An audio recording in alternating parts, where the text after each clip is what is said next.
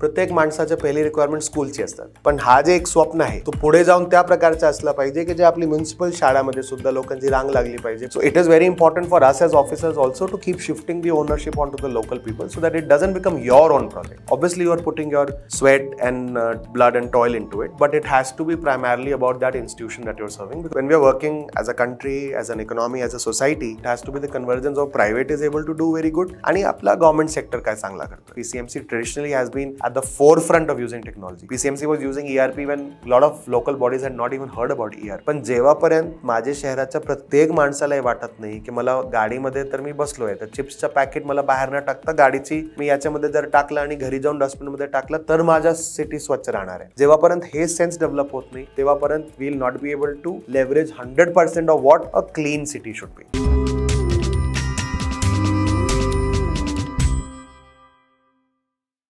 नमस्कार, मी विनायक पाचलक आणि थिंक बँकच्या या विशेष सिरीजमध्ये तुम्हा सगळ्यांचं मनापासून स्वागत. पुणे पब्लिक फेस्टिवलच्या निमित्तानं थिंक बँक शहरनामा ही सिरीज करते आणि त्यातली ही दुसरी मुलाखत.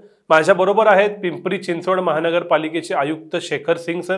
सर, स्वागत आहे तुमचं थिंक बँक वरती. थँक्यू. सरांची इंटरेस्टिंग गोष्ट अशी आहे की सर मूळ सिव्हिल इंजिनियर आहेत. त्यानंतर त्यांनी अमेरिकेत कन्स्ट्रक्शन मॅनेजमेंटमध्ये पोस्ट ग्रॅज्युएशन केलेलं आहे आणि अमेरिकेत शिकून आल्यानंतर सर पुन्हा भारतात आले. मग त्यांनी UPSC क्लिअर केली आणि आता ते IAS म्हणून वेगवेगळ्या ठिकाणी वेगवेगळे रोल बजावतात. सध्या ते पिंपरी चिंचवड या पुण्याच्या शेजारच्या एका मोठ्या महानगरपालिकेचे, शहरीकरण झालेल्या महानगरपालिकेचे आयुक्त आहेत. त्यामुळे त्यांच्याकडून मला प्रशासनाच्या अँगलनं आपली सगळी शहरं आणि आपला भवताल एन्व्हायरमेंट समजून घ्यायचा आहे. पहिला प्रश्न हा आहे की 10 वर्ष झाली असतील तुम्हाला वेगवेगळ्या पोझिशन्सवर आणि मोस्टली तुम्ही शहरात काम केलं. याच्या आधी साताऱ्यात होता, आता पिंपरी चिंचवडमध्ये आहे. As a government officer, as a representative, as a heading that body, civic body, काय वाटतं तुम्हाला अबाउट महाराष्ट्रातली शहरं? काय ॲडव्हान्टेज आहे, काय डिसॲडव्हान्टेज आहे? विनायक, खरं तर हे माझं शहराची पहिली पोस्टिंग आहे. तसं सातारामध्ये असताना definitely Satara is a town, is a city. पण त्याच्या आधी गडचिरोली, सिंधुदुर्ग, रामटेक असं वेगवेगळे ग्रामीण भागामध्ये काम केलं. आणि सातारामध्ये जरी आपण त्याला सिटी टाउन म्हटलं तरी साताराचं कॅरेक्टर अजून रुरल ॲग्रिकल्चर बेस्डच आहे. अर्बन एरियाजमध्ये काम करताना म्हणजे सांगायची काही गरजच नाही, महाराष्ट्र आपला सर्वात जास्त अर्बनायझेशन झालेला अलॉंग विथ तामिळनाडू आपलं राज्य आहे. खूप झपाट्याने आपल्याकडे वेग खूप अर्बनायझेशनचा आहे आणि दॅट इज नॅचरल. म्हणजे इकॉनॉमिक पॉवर हाऊस असल्यामुळे संपूर्ण भारतामधलं, इवन महाराष्ट्रामधले रुरल एरियाजमधलं पुणे, मुंबई, नागपूर, नाशिक वगैरे जे काही सिटीज आहेत, they are the prime cities and places which are like magnet, जे अट्रॅक्ट करतात लोकांना. अर्बनायझेशन, अर्बन एरियाजमध्ये काम करताना विषय भरपूर कॉम्प्लेक्स आहे. म्हणजे right from your social issues to infrastructure issues plus planning issues. तर जेव्हा आपण DPची प्लॅनिंग करतो आपण पुढचे 15, 20, 30 वर्षाचा विचार करून प्लॅनिंग करतोय. त्याच्यामध्ये पॉप्युलेशनचं एक्स्ट्रापोलेशन, त्याच्यामध्ये पॉप्युलेशन किती वाढू शकतोय, अजून लोक किती येऊ शकतात, नवीन चॅलेंजेस काय येऊ शकतात. आणि आता वेळ अशी आली आहे की दर 3-4 वर्षामध्ये चॅलेंजचं स्वरूप बदलतोय. आता जसं आता क्लायमेट चेंज आहे, सस्टेनेबिलिटी इश्यूज आहे, असं बरंच आपल्या याच्यामध्ये. तर डेफिनेटली आय थिंक अर्बन स्पेसमध्ये काम करताना खूप आवडतंय. आज रोजी रुरलपासून खूप वेगळं आहे, पण it presents a very good opportunity but very good challenge also to how to deal with all these issues. तुम्हाला समजा मी डायरेक्ट विचारलं की what are the primary challenges which you face and which you feel की हे सुटली तर आयुष्य बेटर होईल in urban space? Obviously urban space सर्वात पहिला जे आपला सर्व देशाचा, विशेषतः महाराष्ट्राचा जे एक चॅलेंज आहे that is a rapid urbanisation which is your population. I don't want to call explosion but almost to that extent. Pimpri चिंचवडचा विचार केला, 2011मध्ये पॉप्युलेशन 17 लाख होती. आज आता जे आमच्याकडे जे काही extrapolated figures it's almost about 29 to 30 lakh which is an increase of 12 to 13 lakh in just about 10 years. हे करताना त्याचे बरेच आपले चॅलेंजेस येतात. म्हणजे जे आपला पॉप्युलेशन वाढतोय, सिटी वाढतोय, त्याचे पाठोपाठ रोड नेटवर्कची वाढ करून देणे, लोकांना ते सर्व्हिसेस देणे, ड्रेनेजची सर्व्हिसेस देणे, वेस्ट मॅनेजमेंटची सर्व्हिसेस देणे, पाण्याचा उपलब्धता करणे. पाण्याची उपलब्धता आजसुद्धा आणि पुढची भविष्याची प्लॅनिंगप्रमाणे 5 वर्षाच्या नंतर, 10च्या नंतर, 15च्या नंतर तुम्ही कसं प्रकारे करणार आहे, that is a important issue. Pimpri चिंचवडचा विचार केला तर आपली इंडस्ट्रियल सिटी आहे, खूप rapidly growing city in terms of population also, but for example in terms of 2-wheeler ownership, in terms of 4-wheeler ownership. आपल्याकडे ब्लू कॉलर पासून व्हाईट कॉलर सगळे आपल्याकडे आहे. म्हणजे कष्टकऱ्यांचं शहर आहे असं म्हटलं जात आहे पिंपरी चिंचवडला. पण आज रोजी कष्टकऱ्यांचे पासून आपलं IT क्राऊड सुद्धा आता येत आहे. बऱ्यापैकी IT हिंजेवाडी तलवडेचे आपल्या IT पार्कचे लोक भरपूर आहे. So there is a very wide cross section of people available. त्यांची ॲस्पिरेशन्स खूप वेगवेगळी असतात. प्रत्येक क्रॉस सेक्शनची एक वेगळी ॲस्पिरेशन असतात. ॲज ॲडमिनिस्ट्रेटर काम करताना तुमची जबाबदारी आहे की आपलं लो इन्कम सेटलमेंट, ज्याला आपण स्लम पण म्हणतो, पण त्यापासून त्यांची जे काही अडीअडचणी आहे ते ड्रेनेजचे असतील, वॉटर सप्लायचे असतील, प्रॉपर इन्फ्रास्ट्रक्चरचे असतील, आणि तिथपासून आपला IT क्राऊड असलेले जे काही सोसायटीज आहे त्यांची वेगवेगळी समस्या. आणि याचे पाठोपाठ व्हेकलर ट्रॅफिक जास्त असल्यामुळे आपल्याकडे हळूहळू अजून आपल्याकडे तेवढ्या काही हव्याचा एवढा प्रॉब्लेम झालेला नाही आहे, तरी पण we are moving towards that. And I think we have to be very very conscious of how to take care of the environment. पोल्युशनचा आपल्याला काय करायचं. याचे पुढे जाऊन आता पावसाचा खूप पॅटर्न बदलला आहे. जे आधी पाऊस 2-3-4 दिवसामध्ये पडायचा तेवढा पाऊस आता 24 तासामध्ये पडतोय किंवा 4-4, 5-5 तासामध्ये पडतोय. तर अर्बन फ्लडिंगला डील कसा करायचा, वॉटर लॉगिंगला डील कसा करायचा, आणि असा सस्टेनेबिलिटीपासून बरेच हे विषय आहे. पण primary thing is rapid urbanisation, move of people from rural areas to cities, and that is what makes cities the dynamic, lively place that it is. As a decision maker किंवा असं म्हणू की पॉलिसी मेकर, असं confusion होत नाही का in a city like PCMC, जेव्हा हेटेरोजेनियसिटी खूप आहे. म्हणजे उदाहरणार्थ ITतला राहणारा माझा एखादा मित्र की जो टेक्निकली PCMCत राहतोय, ही मे विश की मला मस्त 6 लेन रस्ते हवेत, मला मॉल हवेत विदिन माय विसिनिटी, मल्टिप्लेक्सेस हवेत, and that is my priority as a citizen.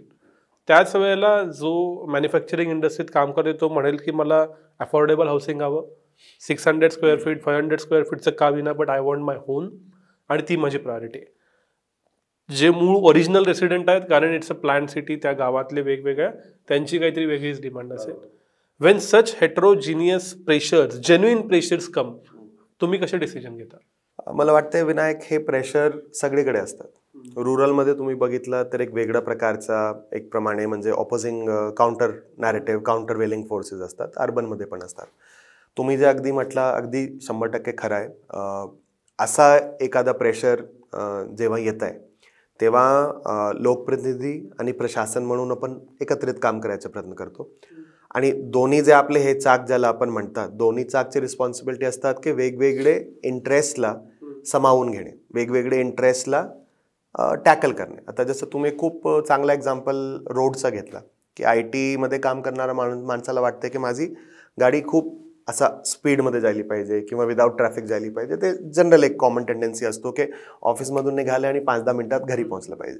उलट दुसरा एक पहलू असा आहे, आणि जे आपल्या आजकाल सिटीजमध्ये आपल्याला असं कॉन्फ्लिक्ट दिसतं. तर बऱ्याच ठिकाणी इवन इन PCMC रिसेंटली आमच्याकडे सर्व स्मार्ट सिटीजची नॅशनल कॉन्फरन्स झालेली आता मागच्या आठवड्यामध्ये. तो स्ट्रीट्सच्या मुद्द्यावर होती की स्ट्रीट्सला रिइन्व्हेंट कसं करायचं, स्ट्रीट्सला रिइमॅजिन कसं करायचं. एक स्ट्रीट नुसतं तुमची गाडीसाठीच आहे काय, किंवा पाय चालणारे माणसाच्यासाठी सुद्धा आहे, सायकलवर चालणारे माणसाच्यासाठी सुद्धा आहे, बाईकवर चालणारे माणसाच्यासाठी सुद्धा आहे, आणि इंडियामध्ये तर ऑटोपासून बरेच ठिकाणी अजून बैलगाडी आणि हे सगळं पण आहे. आता जेव्हा आपण स्ट्रीटचा रोडचा विचार करतो, कारमध्ये बसलेल्या माणसाला वाटतंय आज 3 लेन रोड आहे, उद्या 4 लेन राहावी, उद्या 5 लेन राहावी. But will it solve the problem? I don't no. I am not very sure will it really solve the problem of traffic. पण आपल्याला पाठोपाठ त्या माणसाची सुद्धा गरज लक्षात घ्यायची आहे जो सायकलवर कामावर जातोय. आता आधी सायकलवर काम, जसं मी म्हटलं, आपलं शहर कष्टकरीचं शहर आहे. पुणे PCMC दोघांचा प्रायमरी अजून व्हेक्युलर model percentage is still two-wheelers. It was supposed to be a city known for two-wheelers and still is a two-wheeler capital of India to that extent. So we need to take care of that. We need to take care of the people who are walking on the road also. So it becomes difficult sometimes to balance, but then it is your duty as public representative, as administrator that I am, to balance those two forces. They need not be in conflict always is also a fact. असं नाही की म्हणजे दरवेळीच तो कॉन्फ्लिक्टमध्ये असतं. For example एज्युकेशनचा विचार केला, आपला बराच जे मोठा वर्ग आहे आपली महानगरपालिकाचे शाळांवर अवलंबून राहतो. PCMCचा विचार केला ऑलमोस्ट 128 शाळा आहे. जवळपास 50 ते 55 हजार आपले मुलं आपली PCMCची शाळामध्ये असतात, आणि माध्यमिक वगैरे सगळं मिळवलं तर ऑलमोस्ट 1 लाख मुलं आहे. आम्ही आता एज्युकेशनमध्ये भरपूर काम करतोय मागच्या 1-1.5 वर्षापासून. बरेच आपण स्टेप्स त्याच्यामध्ये घेत आलो आहे. एकच आहे, मी माझ्या टीचर्सला सांगतो की माझी शाळामध्ये पुढचे 1-2 वर्षामध्ये रांग लागली पाहिजे. जसं मला काही वेळा कॉल येतात की बाहेरून कॉल येतात, कोणी इकडून कॉल करतात, तिकडून कॉल करतात की या शाळेला सांगून ॲडमिशन करून द्या. मोस्टली ती शाळा प्रायव्हेट शाळा असतात. अजून सरकारी शाळामध्ये यावेळी मला कॉल आपली शाळासाठी सुद्धा 2 कॉल आले की आमच्या मुलांना तुमची शाळामध्ये ॲडमिशन भेटत नाही, त्यांना ॲडमिशन भेटलं पाहिजे. पण हा जे एक स्वप्न आहे तो पुढे जाऊन त्या प्रकारचा असला पाहिजे की जे आपली म्युन्सिपल शाळामध्ये सुद्धा लोकांची रांग लागली पाहिजे पुढचे 1-2 वर्षामध्ये, जेणेकरून people aspire to come to schools. Why I am giving this example is now this municipal schools till now are supposed to be segregated for a particular cross section of a particular economic cross section. That means that we need to really work towards that end, but that also means that on the other side of the spectrum we also need to probably work to ensure के जे आपले IB schools असतील, international schools असतील, CBSE, ICSE स्कूलचं सुद्धा proliferation आपल्याकडे गरजेचं आहे. Because no matter how good we make our municipal schools, people would want all sort of services, and that becomes very important for a city to grow. For a person to take a decision की मला पुणेवरून जर PCMCला shift व्हायचं असेल, प्रत्येक माणसाच्या पहिली requirement स्कूलची असतात की माझ्या मुलांना शाळा अवेलेबल आहे काय, किंवा माझ्या मुलांना शाळेसाठी किती लांब जावं लागणार आहे. So I am just trying to give an example. So you have to consider all the spectrums. If someone says you only focus on municipal schools, even that is not correct.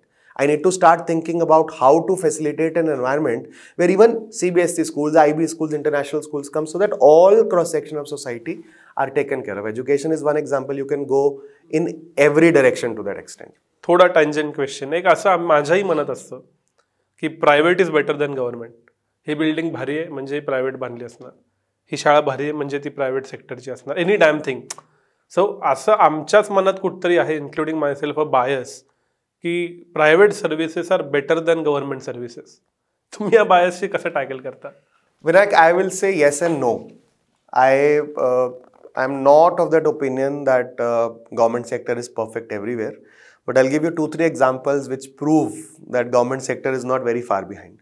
First foremost example is COVID and how we dealt with COVID. Covid आपला पहिला एक असा मला वाटतं एक असा wake up call आपल्या सर्वांच्यासाठीच होता की नो मॅटर प्रायव्हेट हेल्थकेअर किती चाला, जेव्हापर्यंत पब्लिक हेल्थकेअर अजून जास्त स्ट्रेंथन होत नाही तेव्हापर्यंत आपल्याला 100% आपल्याला टॅकल करता येणार नाही. And I saw when I was in Satara, private healthcare came out in big numbers later on, but there was a time, initial 1 to 3 months, where only my ashas and ANMs were there on the field. Only government doctors were there on the field in PHC trying to deal with that entire situation. Similar is the case that I see, for example, now in hospitals in PCMC. आता तुम्ही आमच्या थेरगाव हॉस्पिटलमध्ये जा, तुम्ही आमच्या अकोर्डी भोसरीच्या हॉस्पिटलमध्ये जा, I can nearly bet they're as good as private hospitals. And I'll like to invite you any of the day that you can randomly would want to walk down. Hospitals that are there in PCMs, and it's a long planning. It is not started now. It started in the time of Shrikar Pradesi sir. That is when he really started the whole planning of these hospitals, which has now come into fruition.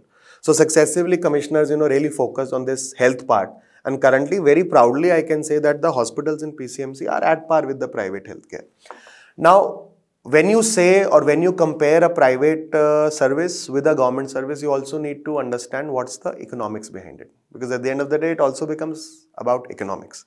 Now, how much money, for example, I am putting into a particular service and what is the result that I'm getting from it might be very different from what the private person is doing.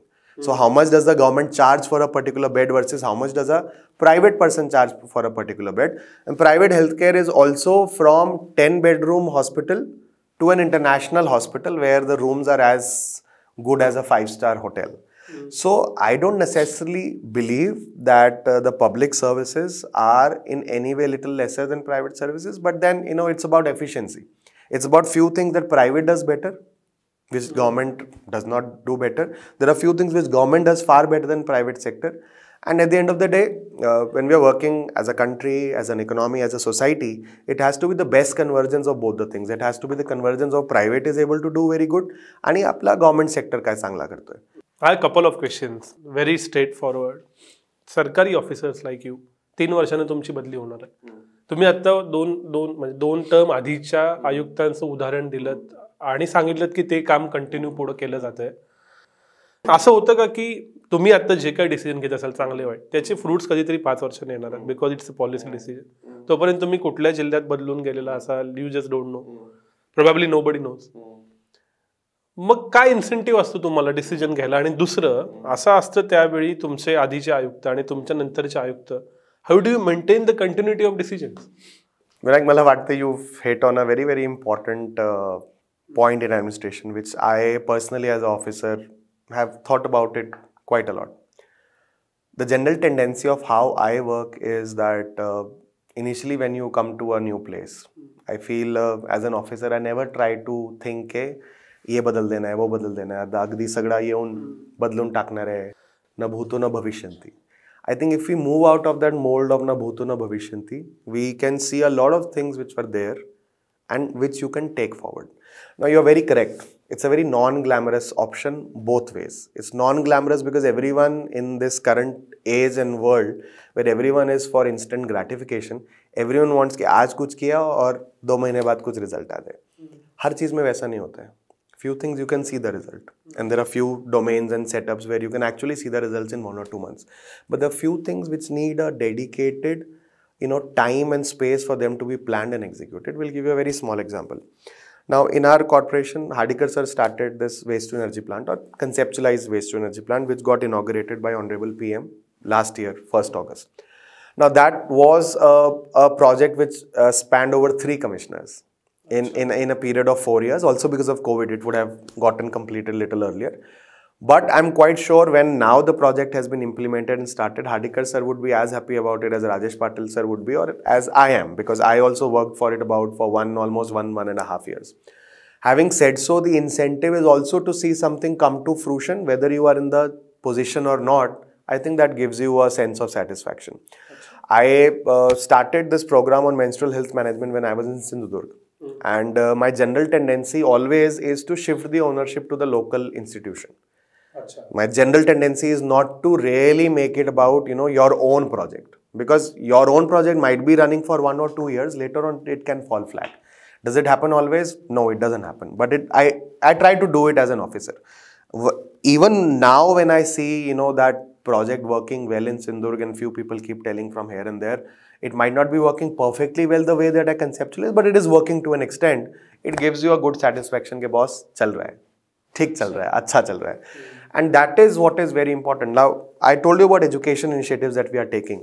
My primary motive in these education initiatives that we are taking in PCMC currently is to shift the entire ownership to the teachers, to the unions. So that even if I move out, the next commissioner, the teachers and the union will ensure to put up a positive pressure ke ye hum kuch kar rahe the, let's take it forward.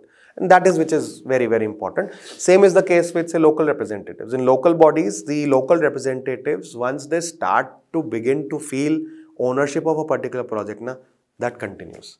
So it is very important for us as officers also to keep shifting the ownership onto the local people so that it doesn't become your own project. Obviously, you are putting your sweat and blood and toil into it, but it has to be primarily about that institution that you're serving, because as you rightly pointed out, today you are here, tomorrow you might be somewhere else. And we are constantly moving. So the incentive has to be instant gratification in few cases, which you can see, but also a gratification to the extent that you planned something and then it got implemented and then you see the results, whether you are there or not. But I'm sure it gives pleasure to everyone who started a project and once it ends. Especially it happens in infra project, because the gestation period of infra projects is, anywhere from 4 years to 7 years. So infra तुम्ही म्हटलात म्हणून मी अधिक peculiar येतो. Public representative ज्यांचे incentive वेगळे असतात किंवा ज्यांच्या कंपल्शन वेगळ्या असतात, दर 5 वर्षांना they need to face the public, they want to get reelected, आणि त्यांना लोकांना 5 वर्षात काहीतरी दाखवायचं असतं, हे मी केलं आणि यासाठी मला मतं द्या. Simple. Eventually because of our system, I don't know if it is good or bad, there are multiple elections which are sprawled over वेगवेगळ्या लोकांच्या. अशा वेळेला हे जे प्रोजेक्ट 4 वर्षाने येणार आहे, जे प्रोजेक्ट 7 वर्षाने येणार आहे, कदाचित त्यांची ती प्रायोरिटी नसू शकते. मग तुम्ही लोकप्रतिनिधी आणि तुमची लोक की you are mean to think long term, कारण तुम्ही त्याच्याशी डिझाईन वाईज डिसोसिएटेड आहात. ते व्हील त्यावेळेला व्हील. हे कॉन्फ्लिक्टिंग जे प्रायोरिटीज आहेत बाय डिझाईन कसे सॉल्व्ह करतात? विनायक, मला नाही वाटत की एवढा कॉन्फ्लिक्टिंग आहे. जर समजा मी लोकप्रतिनिधी आहे तर मला वाटत नाही कोणताच लोकप्रतिनिधी असा विचार करत असेल की नुसतं 5 वर्षासाठी यायचं आणि त्याच्यानंतर रिटायरमेंट घ्यायचं. प्रत्येक माणसाला वाटतं की 5 वर्षाच्या नंतर आहे पण पुढचा पण टर्म माझा आहे. आणि लोक असं नाही, लोक पण लक्षात ठेवतात. असा मुद्दा नाही आहे की नुसता ते 1-2-3 वर्षामध्ये मी काय दाखवलं त्याच्यानंतर काही लोक आठवण करणार नाही. लोक आठवण करतात, म्हणजे मी बघितलंय. आणि त्याप्रमाणे जर काही वेळा आपलं इन्सेंटिव्स आणि interest can be little bit staggered, but I think eventually if everyone is trying to think about how to take a city forward, how to take a district forward किंवा विकासाच्या संदर्भातला, then those interest match also, those visions match also. And overall I think जसं मी सुरुवातीला म्हटलं ना, as an officer सुद्धा, as a लोकप्रतिनिधी सुद्धा प्रत्येक वेगवेगळे प्रकारचे प्रोजेक्ट किंवा काही लहान सहान आपले प्रोजेक्ट, काही मोठे प्रोजेक्ट, असं there is an number of things which are there. If I have to build a road, that road can get built in 1 year, that road can get built in 1.5, 2 years. But if it's a major project like a bridge or a flyover or something like that, त्याला कदाचित वेळ लागणार आहे 2-3-4 वर्ष. पण लोक लक्षात ठेवतात.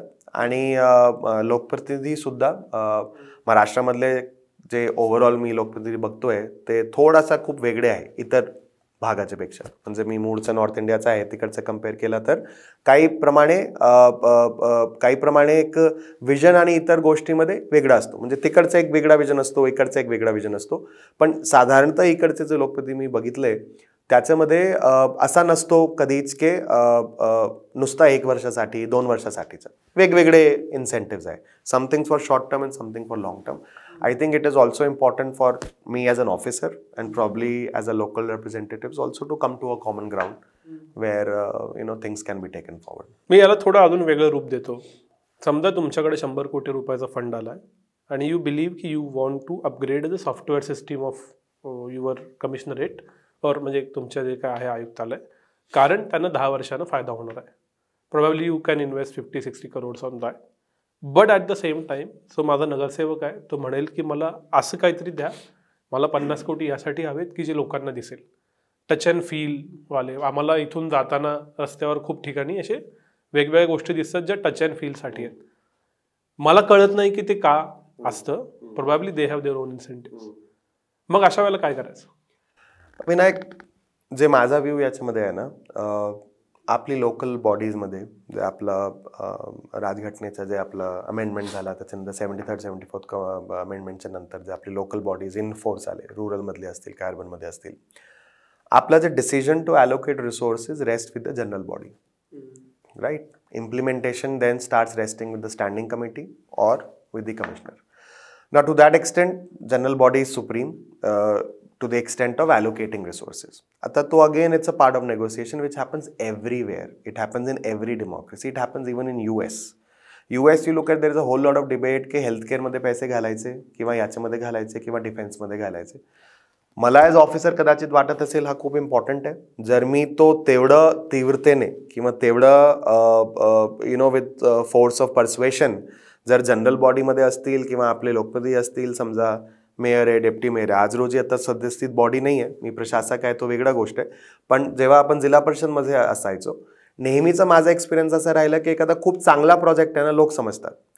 म्हणजे असं नाही की अगदीच त्याला बाजूलाच ठेवायचं. कदाचित you need to negotiate more, you need to convince more, but that's also the part of my job as an officer. So whether it is today in the urban local body or tomorrow in the state legislature or the central legislature, it always goes like that. दुसरा मला वाटतंय की आपल्याला आम्हीच सर्व ज्ञानी आहोत असा पण काही असा म्हणजे हे गफलत सुद्धा ठेवायला नको. वेगवेगळे माणसं, वेगवेगळे आता लोकप्रतिनिधी आहेत, they are coming out with a whole background of their experiences, voices of the people, etcetera etcetera. I as an officer might also be again coming back from the voices of the people that I interact with, plus माझे डोक्यात काही technically आहे, plus इतर ठिकाणी काही चांगलं होतंय, म्हणून त्याच्या सर्वांचं एक असा एक पॅकेज बनवून आपण एखादा गोष्टी काही पुढे प्रेझेंट करतो. असा मुद्दा नाही की त्यांच्या सगळं चुकीचं आहे, आपलाच सर्व चांगलं आहे, तसा पण कधी मुद्दा नसतो. And at the end of the day it becomes a convergence of the best thing possible, but then it is on me also to persuade. It is on me also to convince those people, and largely I have seen in the larger public interest, people do rally behind you if you present something which is good, which is something which is for the benefit of the city or the district, etc. तुम्ही अमेरिकेचा उल्लेख केलात म्हणून एक सहज सुचलेला प्रश्न, अमेरिकेमध्ये असं म्हणतात, you can correct me I think if I am wrong, तर तिथल्या सिटीजना खूप जास्त ॲटॉनॉमी आहे. तिथल्या मेयरला महत्त्व आहे की जे कदाचित आपल्याकडच्या मुख्यमंत्र्यांच्या थोडं कमी किंवा इक्विव्हॅलेंट असेल. Probably they would have getting more funds. आणि मग तिथली हायपर लोकल, आज एक खूप कॉमन शब्द आहे, हायपर लोकल डेव्हलपमेंट करता येत असेल. तुम्ही आता एका मोठ्या शहराचे आयुक्त आहात, तुम्हाला असं वाटत नाही का की या शहरांना जास्त फंड्स हवेत, जास्त ऑटोनॉमी हवी आणि जास्त हायपर लोकल प्लॅनिंग हवं? Vinayak, it's a relative world when we talk about delegation or when we talk about independence. तुम्ही जे एक्झाम्पल्स आपण वेस्टर्न कंट्रीजचा जे एक्झाम्पल देतोय, तिकडची लोकल बॉडीज खूप खूप वर्षापासूनची आहे. आता रिसेंटली एक आम्ही MCCIA इंडस्ट्रीजच्या सोबत ऑटो क्लस्टर आमच्याकडे आहे, ऑटो क्लस्टर 2.0 रिवॅम्पिंगसाठीचा एक स्टडी ट्रिपसाठी जर्मनीला गेलो होतो. तिकडे खूप असा लहानसा एक हे होता, आखेन म्हणून. आखेनची municipal corporation is existing since some 1810 or 1820. Whereas our municipal corporations are also existing from that vintage. Bombay is, MCGM is now very, very old, almost from 1850s or 60s, I'm not sure about the date. Similar is the case with some other municipal corporation, but lot of our bodies, lot of our ULBs are very, very new. Now, sometimes there's a difference of capacity also. So the kind of delegation that you are ready to do, जेवढा delegation करायचं तो कपॅसिटीवर सुद्धा अवलंबून असतो. तो एक संपूर्ण इकोसिस्टमची मेच्युरिटीवर सुद्धा अवलंबून असतो. जर सुरुवातीलाच एवढा असा सगळा करून सगळं डेलिगेशन सगळा इंडिपेंडंट झाला तर कदाचित तो कपॅसिटीशी थोडासा मिसमॅच होईल. तो I feel it's a maturity scale. You look at in इंडियामध्ये महाराष्ट्रामध्ये लोकल बॉडीज आपलं संविधानच्या अमेंडमेंटच्या आधीपासूनचे खूप रोबस्ट आहे. ग्रामीण भागाचे असतील, शहरी भागाचे असतील. म्हणून आजची डेटमध्ये आपल्या महाराष्ट्राचा अर्बन लोकल बॉडीज, महाराष्ट्राचा rural local bodies are much more independent. They have much more capacity than what is existing in many other states. Probably आपण पण अजून काही चांगला 100% करू शकतो, असा मुद्दा नाही. पण तुम्ही इंडिपेंडन्सचा जर बघितलं, yes there is a difference. There is a difference in independence of a municipal corporation in let's say Germany versus India. But इंडियामध्ये सुद्धा महाराष्ट्रामध्ये भरपूर जास्त इंडिपेंडन्स आहे. PCMCचं तुम्ही एक्झाम्पल घेतलं. PCMCच्या for example in terms of fund, because of the it being industrial city, because of good earlier octroi LBT incomes, and now currently GST income which goes from Government of India to Government of Maharashtra and then to PCMC, things are much better. But increasingly you will see the spectrum moving towards more independence for local bodies, because you are very correct when you talked about hyper local. The whole concept के आपल्याकडे local body का असली पाहिजे is की local स्तरावरचे जे विषय असतात त्यांचे डिसिजन पटकन होऊ शकतात. त्यांचे डिसिजन लोकल स्तरावरचे कॉन्टॅक्ट्सवर अवलंबून असले की त्यांची शाश्वता, त्यांची sustainability will be much better rather than a decision from somewhere from the top. In spite of that, the kind of dynamic democracy that we have, and we are still an evolving democracy, right? We are still maturing as a democracy, as a society, etc. I think once that maturity keeps coming, the delegation also, you will see that it will keep going up. There are a lot of efforts that are being made, right from various commissions to various reports, and the way that the powers are being delegated. But Maharashtra, I see as a municipal commissioner, as a municipal corporation, far more independent than many other states. Whether it is in terms of financial devolution, whether it is in terms of some legislative devolution, or whether it is in terms of some functional devolution. So there are very few states where, you know, in a city like Pimpri Chinchwad, I am as commissioner and as municipal commissioner along with the mayor are probably managing end-to-end any service that you name of. That is not the case in many other cities in India.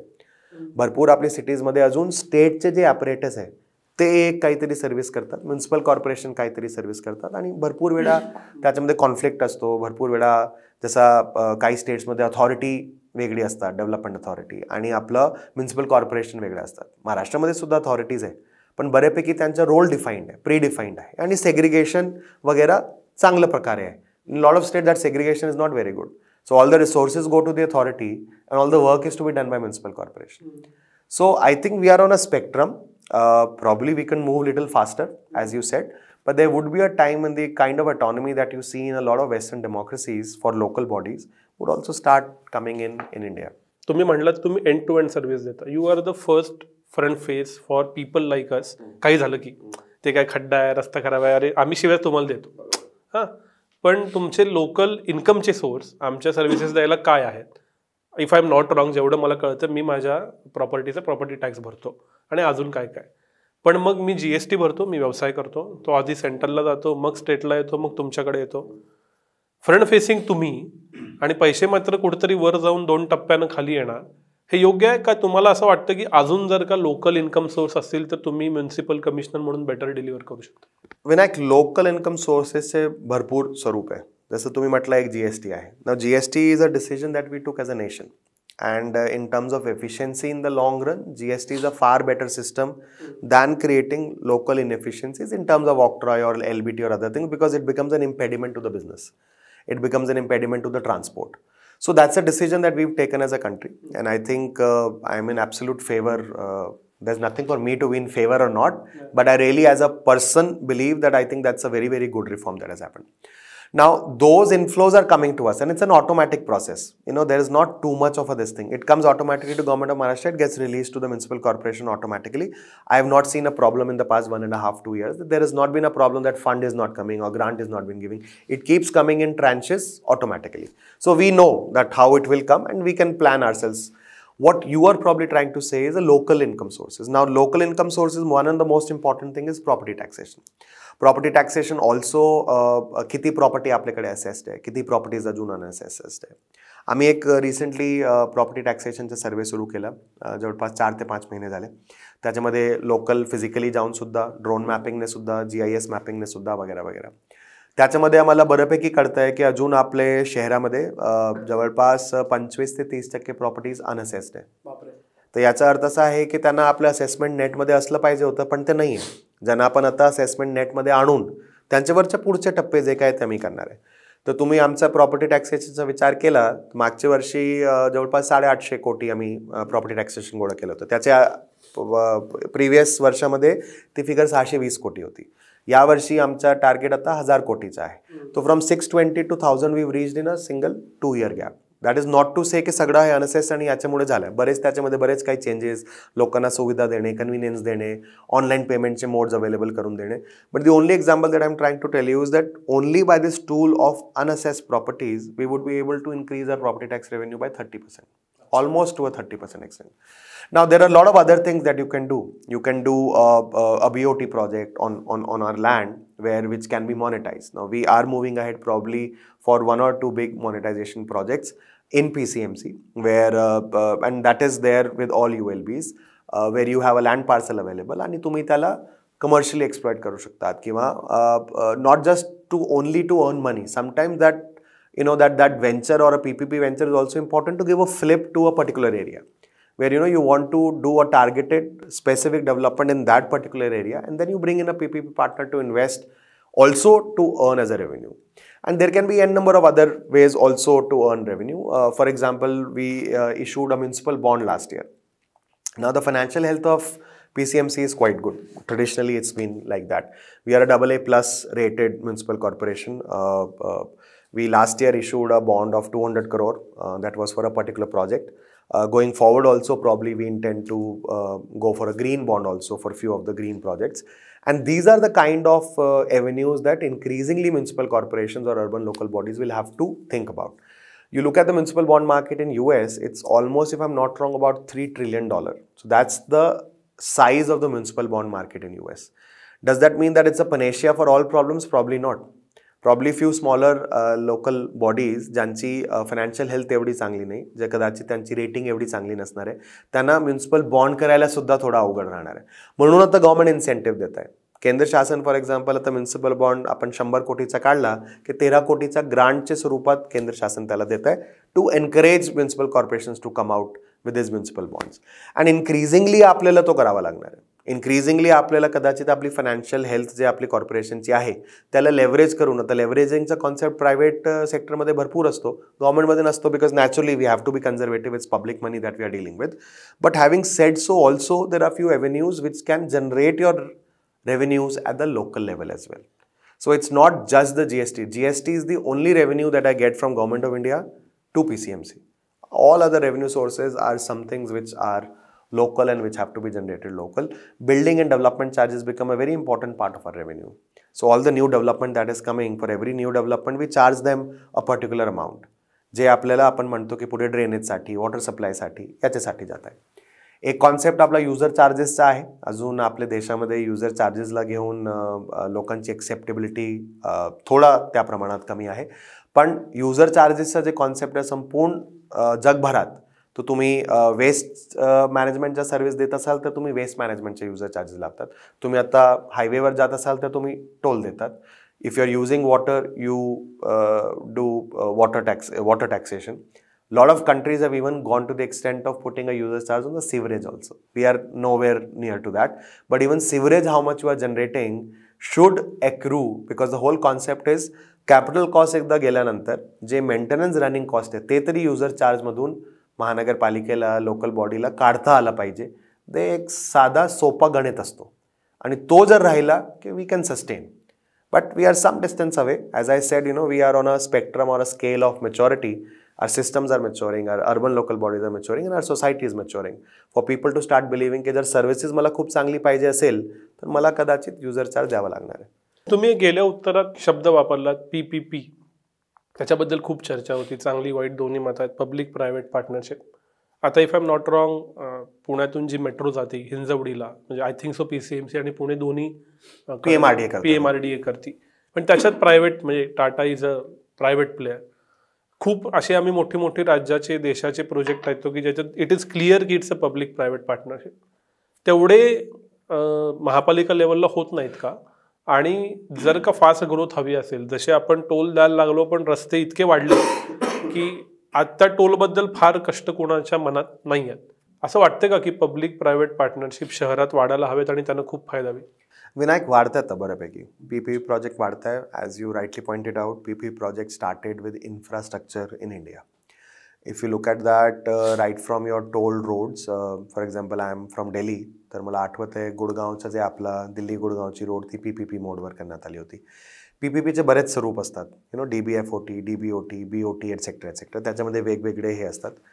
प्रत्येक प्रोजेक्टमध्ये important काय आहे की इन्सेंटिव्स aligned राहिले पाहिजे. म्हणजे public पार्टनरचे incentive आणि प्रायव्हेट पार्टीचे incentive, no incentive should become too much to start overpowering the other.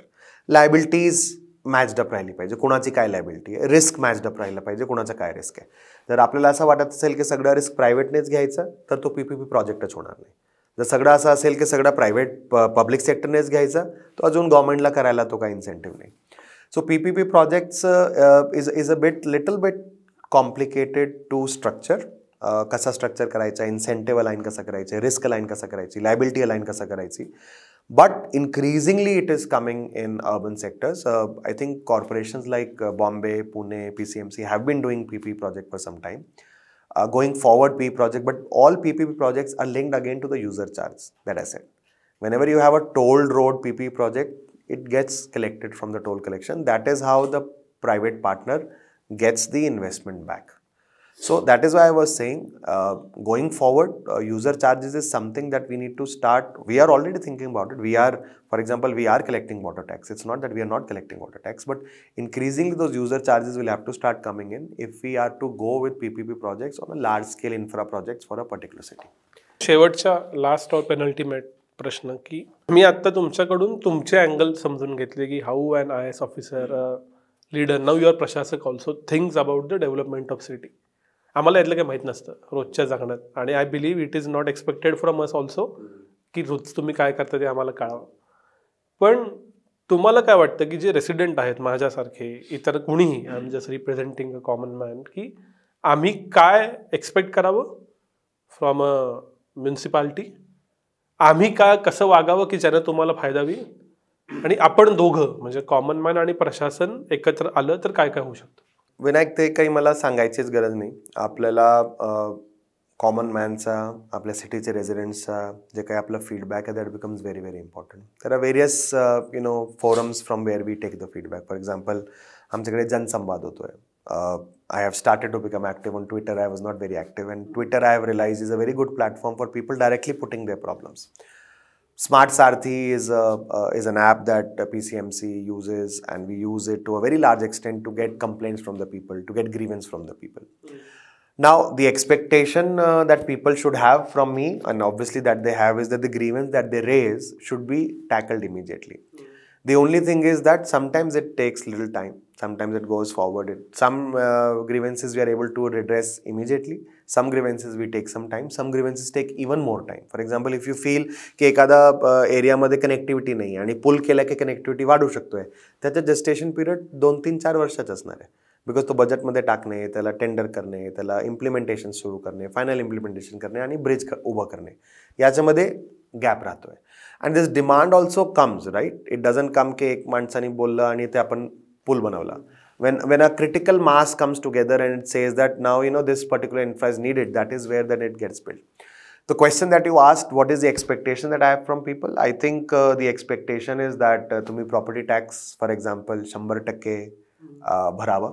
अजून in PCMC we have a few areas of people who have not paid property tax 3, 4, 5 वर्षापासून. नाईलाज म्हणजे मला काही आवडत नाही आणि मला वाटतं म्युन्सिपल कॉर्पोरेशनला आवडत नाही, आपल्याला प्रॉपर्टी सील करणे, हे करणे, ते सगळं आपल्याला करावं लागतोय. Majority people pay it in time. That's also one very important aspect. Majority people do pay it on time, but we would want maximum people or 100% people to be paying their property taxation absolutely in time. Civic sense becomes an important point, which जसं for example स्वच्छ भारतचा आपण विचार केला तर याच वर्षी आपण आता 13वा क्रमांक PCMCचा आता यावर्षी आला. रिसेंटली आपल्याला अवॉर्डसुद्धा गव्हर्नमेंट ऑफ इंडियाच्या मार्फत 5 स्टार रेटिंग आणि वॉटर प्लसच्यासाठी भेटला. आपण मागच्या वर्षी 61 रँकला होतो ओव्हरऑल इंडियामध्ये. यावर्षी आपण जम्प करून 13 रँकवर आलो. बऱ्यापैकी आम्ही काम करायचा प्रयत्न केला प्रोसेसेसमध्ये, इतर गोष्टीमध्ये. पण जेव्हापर्यंत माझ्या शहराच्या प्रत्येक माणसाला हे वाटत नाही की मला गाडीमध्ये तर मी बसलो आहे तर चिप्सचं पॅकेट मला बाहेर न टाकता गाडीची मी याच्यामध्ये जर टाकलं आणि घरी जाऊन डस्टबिनमध्ये टाकलं तर माझ्या सिटी स्वच्छ राहणार आहे, जेव्हापर्यंत हे सेन्स डेव्हलप होत नाही तेव्हापर्यंत we will not be able to leverage 100% of what a clean city should be. And that is a sense that I've observed in, for example, in places like Indore. Indore, if you go, a person, if you throw a wrapper, a common person on the road would come and say, please pick up that wrapper and put it in the dustbin. So, माझा म्हणण्याचा काय अर्थ आहे, जसं तुम्ही म्हटलं, लोक आणि आम्ही एकत्रित चाललो की जे आम्ही एक्स अमाऊंट करण्यामध्ये सक्सेसफुल होणार आहे तो 5x 10x पर्यंत आपण जाऊ शकतो आणि तो प्रत्येक गोष्टीमध्ये. आता फॉर एक्झाम्पल रिव्हर पोल्युशन आमच्याकडे एक लोकांच्या कळकळीचा मुद्दा आहे आणि त्याच्यामध्ये बऱ्यापैकी आम्ही काम करतोय. STP सेटअप करतोय, इंटरसेप्टर ड्रेन सेटअप करतोय, एक्सेट्रा एक्सेट्रा. पण जेव्हापर्यंत लोकांना हे वाटत नाही की मी ब्रिजवर जाताना काहीतरी माझ्या हातात आहे आणि असा म्हणजे एक मिसाईल सारखा उडून मी, अजून लोक आहे जे असा नदीमध्ये टाकून देतात, जेव्हापर्यंत प्रत्येक माणूस ठरत नाही की मी तो करणार नाही तेव्हापर्यंत we will not be 100% successful. आता त्याचे आपल्याला उपाय काढावा लागते. ब्रिजवरची दोन्ही बाजूला आम्हाला नेट मेश करावा लागला जेणेकरून लोक हे टाकताना किंवा त्यांना थोडा तरी एक अडथळा राहावा. So therefore people have to come with us. People have been really great residents. ते आमचे सोबत प्रत्येक याच्यामध्ये असतात. प्रत्येक जे काही मी आवाहन करतो त्याच्यामध्ये करतात. पण कदाचित अजून जास्त त्यांच्याकडून अपेक्षा एवढीच आहे की काही गोष्टी जे त्यांच्या स्तरावर करू शकतात त्यांनी केलं पाहिजे. काही गोष्टी जे आम्हाला करणं गरजेचं आहे आम्हाला केलं पाहिजे. 100% we are not perfect. I am not saying that as PCMC, as an institution, as an organization we are doing 100% perfectly. No. We are trying to reach to a space where we can, satisfy people, where people can begin to feel that yes, my city administration is working well enough to provide me services, to provide me other things, to provide me convenience. So we are moving towards a stage. People should keep giving feedback, and I think together we can make things happen to a large extent. या नोटवर end करायला हवं, पण एक छोटासा प्रश्न, quick answer. Technology, because your engineer your तुमचा आत्ता जस्ट एका ई गव्हर्नन्स रँकिंगमध्ये पण PCMC came first. How technology is helping cities to grow? Absolutely, technology is helping cities.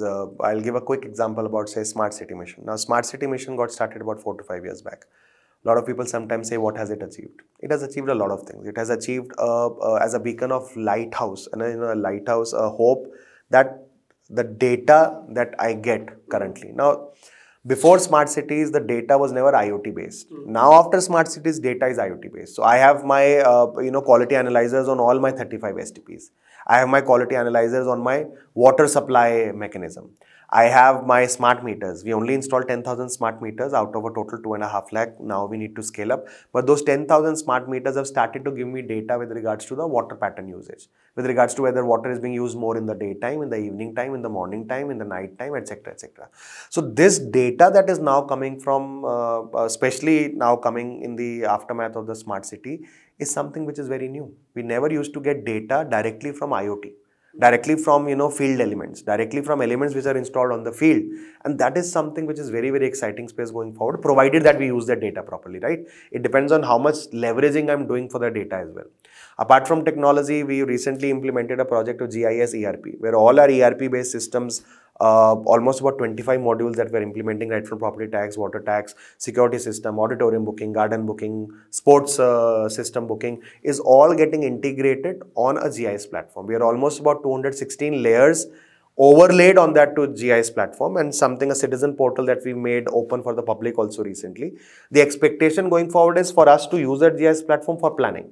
So tomorrow if I'm digging a road, I should know what all utilities are there on this road. So we are beginning to use that, but we need to do more as a city as well.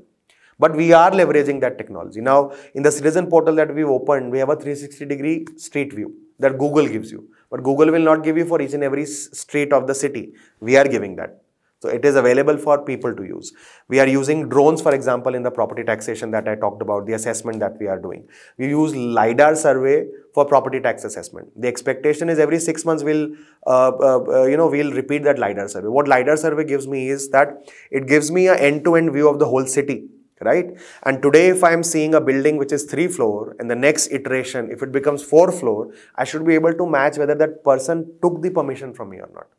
In the LiDAR survey, I should be able to see if the hawkers are there on the footpath, and that is something which probably we have allowed. But that is again to be backed up by a hawker survey, which we've done, has to be backed up by hawker areas, which we've done. But then at the end of the day, it should start generating red flags. It should start generating red flags. So technology, I think, is going at an insane pace, and it depends on how much we are ready to leverage the technology. We have started to leverage. PCMC traditionally has been at the forefront of using technology. PCMC was using ERP when a lot of local bodies had not even heard about ERP, and I'm talking about 2010, 11, etc. And consecutively, we've been working very well in the domain of technology, and I think going forward also, we would be leveraging it to a very, very large extent. Shekhar sir, thank you very much. एखादा अधिकारी कसा विचार करतो जो आमच्यासाठी सर्व करत असतो आणि बिहाइंड द सीन्स राहतो, त्याच्याकडून आम्हाला समजून घेता आलं. खूप नवीन गोष्टी कळल्या, तुम्ही वेळ दिलात त्याच्याबद्दल खूप खूप आभार. धन्यवाद. थँक्यू.